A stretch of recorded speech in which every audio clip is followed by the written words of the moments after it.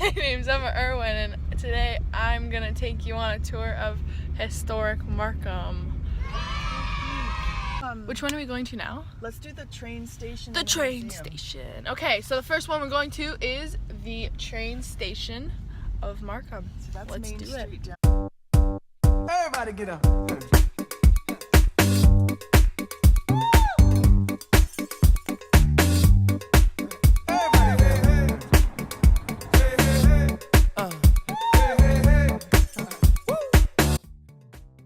The Markham train station was a former Canadian National Railway station. It was built in 1871. It was built by the Toronto and Nipissing Railway Company. Before it ran from Toronto to Hoboken. This railway line was the first to publicly operate a narrow gauge railway in North America. The station was a basic building and remodeled over the years, so this is kind of like the final remodeled version. In 1885, the railway was taken over by the Grand Trunk Railway, and it became part of the Canadian National Railway network by the 1920s. During these years, the station brought a significant amount of transportation to Markham. It made it easier for villagers to import and export items. It gave villagers access to new markets and items not previously available. It saved time, money. It also brought a significant amount of commerce to Markham. Suddenly, when automobiles became more accessible and popular in Markham, the train station kind of became neglected and less used in the early 1990s, and the station was closed to the public for a while. It was earmarked for demolition, but the City of Markham obtained it and designated it under the Ontario Heritage Act, so they couldn't tear it down because Markham wanted to acknowledge its significance to the town. It was reopened in September of 2001.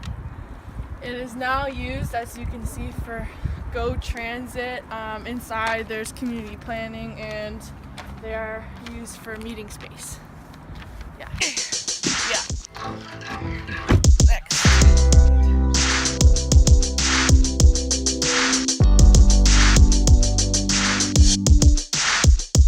Destination is called, well, now it's called the Encirco Insurance Building, but it used to be called the Maple Leaf Woolen Mills.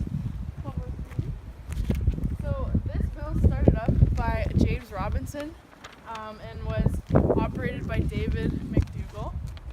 The building stood at the bottom of the hill across the river from a tannery on the southeast corner of Fondry Lane and Pier Street, and Fondry Lane is now known as Robinson Street.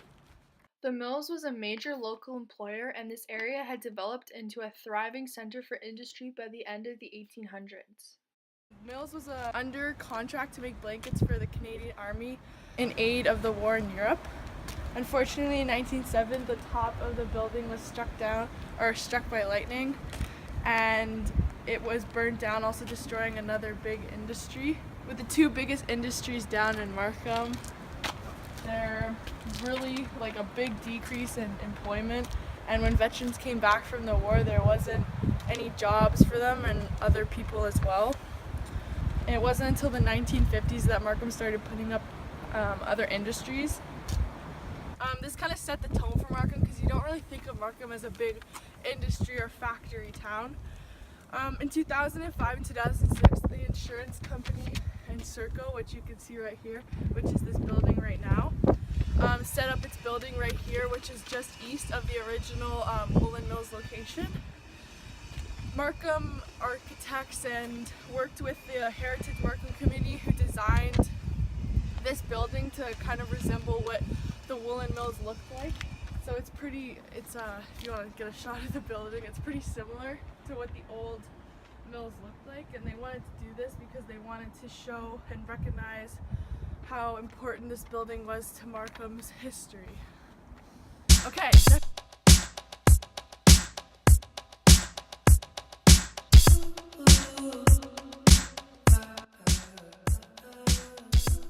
Destination is known now as the Markham and Heritage Village Museum, but it was once called the Mountjoy Public School.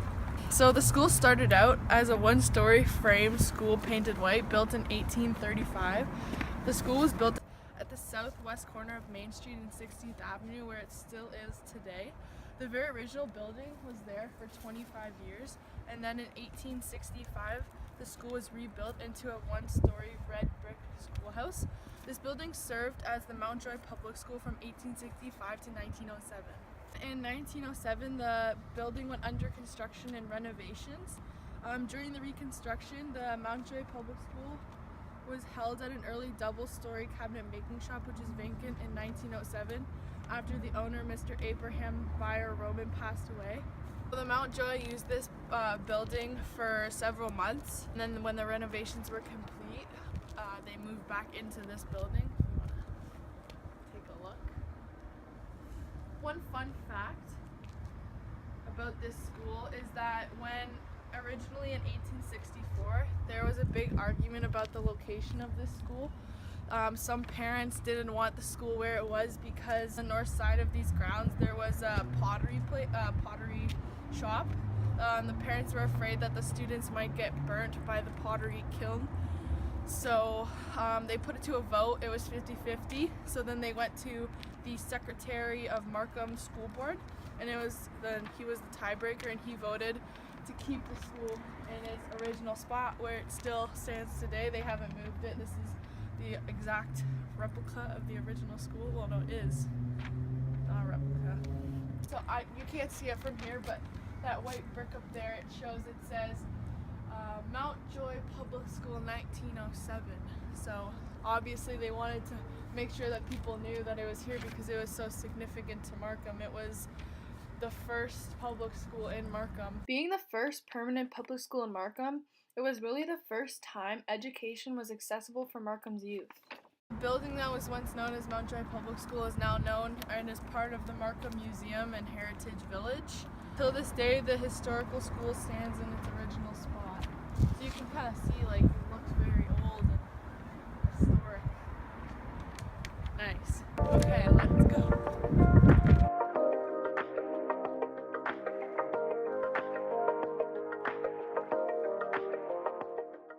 The fourth landmark of historic Markham is the Markham Fairgrounds. On July 1st, 1919, a banquet was held for returned soldiers at the Markham Fairgrounds. This banquet was presented by the township and village of Markham.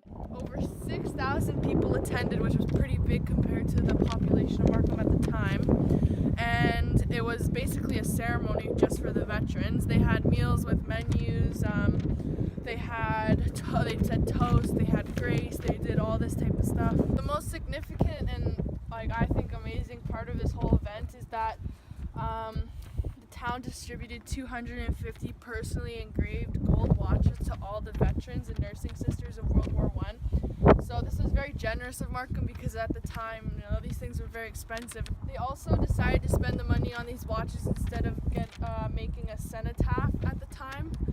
Since this historic event, Markham has continued to recognize the bravery and sacrifice of the veterans of World War I. Because of the fairgrounds in 1949, the Markham District Veterans Association was established, and it continues to organize events just like the Markham Fair, which takes place here, which is one of the biggest fairs in York Region.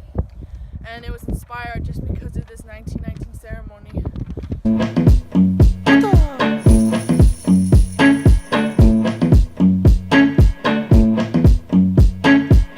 I read the rules before I broke them.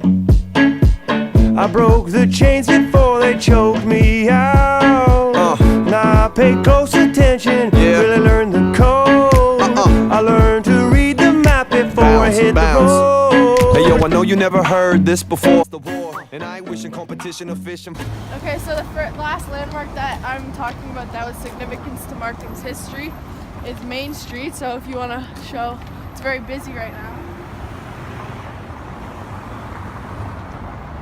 So Main Street was always kind of the core of Markham, like it was, and it still is today.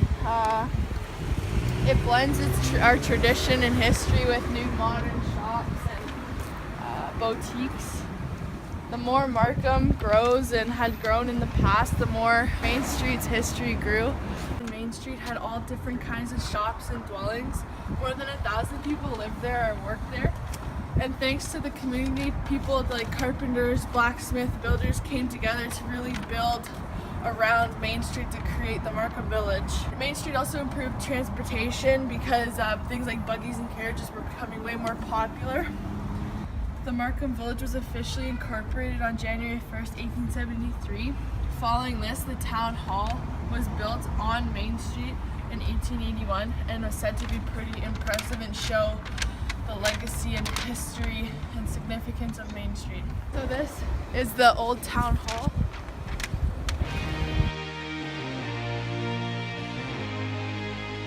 Concludes our tour. I hope you enjoyed watching, and I hope you learned something about the historic market.